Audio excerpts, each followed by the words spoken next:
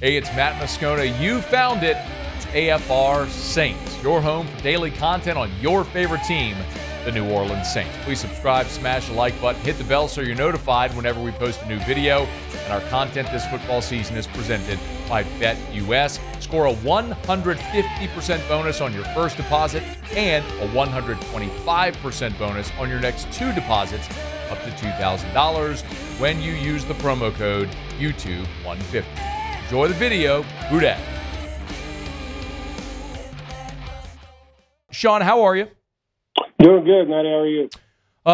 Well, I'm well, all things considering. This isn't the best news for the New Orleans Saints. I'll ask the big picture question first, and then we'll kind of get nuanced, which is, okay, you're the Saints.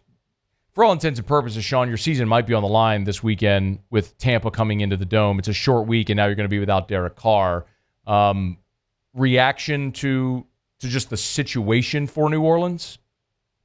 Well, it's never good when you're going to have to play one of two, a guy that's got a few snaps and a guy that's, a rookie who 2 years ago was regarded as the first pick of the draft and then wasn't very good, had to transfer and got better at South Carolina, a little humble, all this stuff that's been documented, but is a supremely talented guy in Rattler. So, and you'll probably have to scale down what you're trying to do. I know we want to think that young players can handle it, but you're going to see a lot of stuff defended from their defense, especially with young quarterbacks.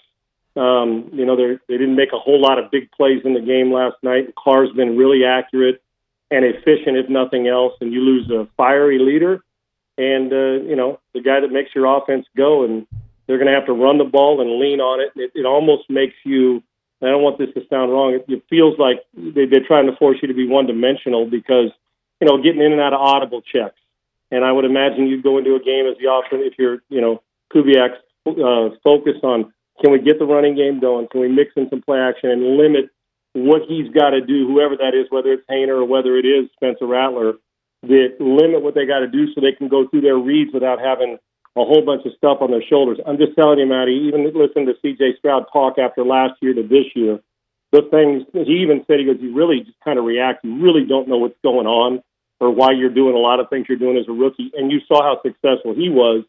He may be different. It's going to be, and in a short week, that may be the blessing part of this, Matty. If you're going to lose Carr, what do you usually do in a short week, even with the veteran? You plan for your stuff. You don't overload the football team because they don't have enough time to practice it. You go with your base stuff, and you kind of scale it down, which they'll have to do a little more. So they'll have to be awfully efficient and get awfully creative in formations and personnel groupings to make it look complicated to a defense, but still make it feel simple to Jake or to Spencer, whoever, they're going to start. So it's not good. We've seen rookie quarterbacks have games where I remember my first start, I wasn't a rookie, a couple years in the league, but I played well, I prepared, but I'd been in the league a few years and we did everything we wanted to do. But I can remember going into that game thinking, at times feeling like 15 people were going to rush. The Rams were going to rush them all, and Kevin Green, there's like 8 of them on the field. So you borrow trouble.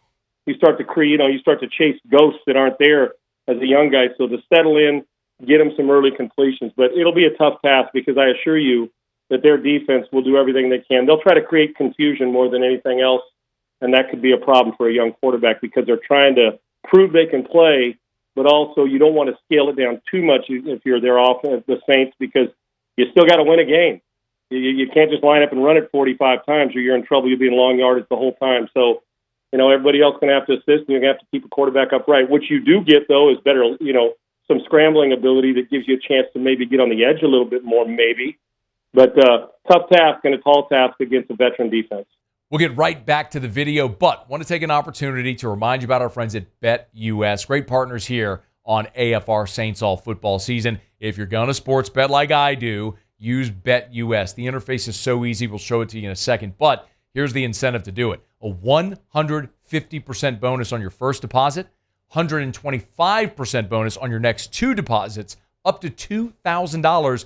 Use the promo code YouTube150 when you sign up. Let me show you how easy it is to use BetUS. Let's say you want to bet on the NFL. You hit the football toggle down. Let's go NFL odds week 6. They'll pull up all right here. So easy. The Saints and Bucks line is off the board right now because of the Derek Carr injury. So let's say we want to look at Thursday Night Football. Niners and Seahawks. Man, the Niners on the road in Seattle. Seattle always tough, short week up there in Seattle. Man, kind of like the Hawks with those 3.5 points. So choose that. We'll come over here to the bet slip. How much do we want to risk? Let's say $25. Place my bet. It's going to ask me to confirm. Once that confirmation tab pops up, bada bing, bada bang, bada boom, we are locked in there with our bet. It's just that easy at BetUS. So take advantage of this great sign-up offer right now. A 150% sign-up bonus on your first deposit, 125% on your next 2 deposits, up to $2,000. Use the promo code YouTube150. Enjoy the rest of the video. What do you, short week, when do you have to make a decision? Like, I mean, it's got to be quick, right? Which guy you're going to go with? Matty, I'd be shocked if they haven't made it. Normally this is on a normal, and I'm not telling you anything you don't know, this is a normal off day for everybody, right?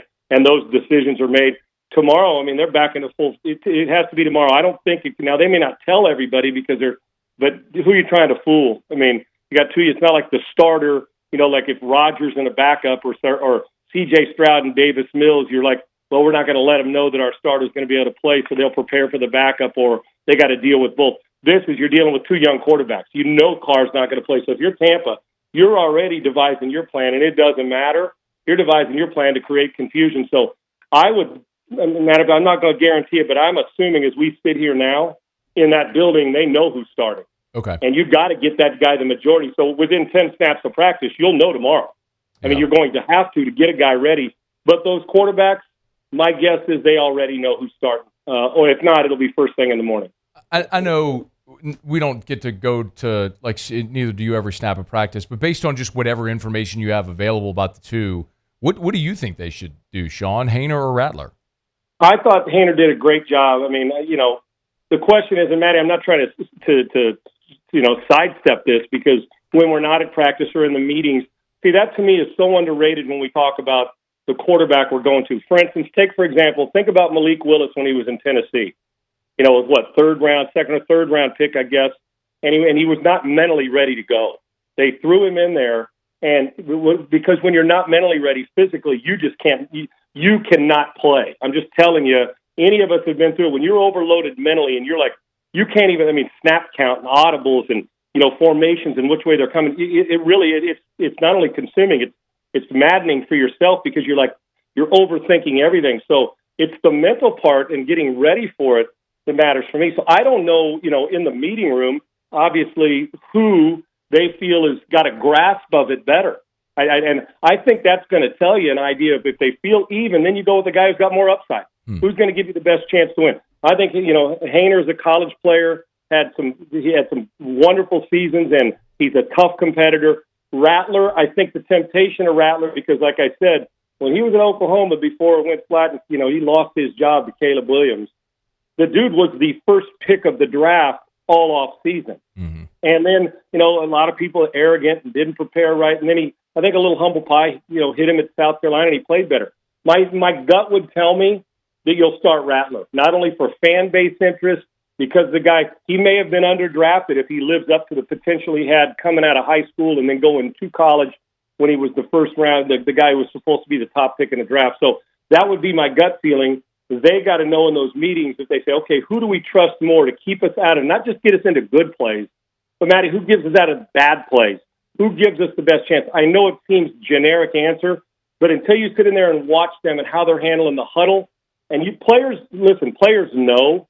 The one thing, we can fool a lot of people. Players know. Players know who should be starting, and the coaches know who the players want to start, I assure you. So, and it's no disrespect to either one. My gut tells me upside potential and maybe your future big time, especially if it's a steal like Prescott was, right? Mississippi State was a 4th or 5th rounder, had the big body. He goes to the Cowboys, hits the ground running, boom. Now look at him. I mean, he's big time player. So with this, are you thinking, am I getting the first round talent? And with a guy who's hungry and humble now, my gut would say that I would start Rattler just because I want to see. But I'm not. I don't know what's going on in those meetings. I don't know how the urgency of both of them to grasp it, to get on the board, to be able to take it from the meeting room to the practice field. My gut would say Rattler just because you want to see, and the fan base. You and I both know who they want to see. Yeah. No disrespect to Jake, but they do.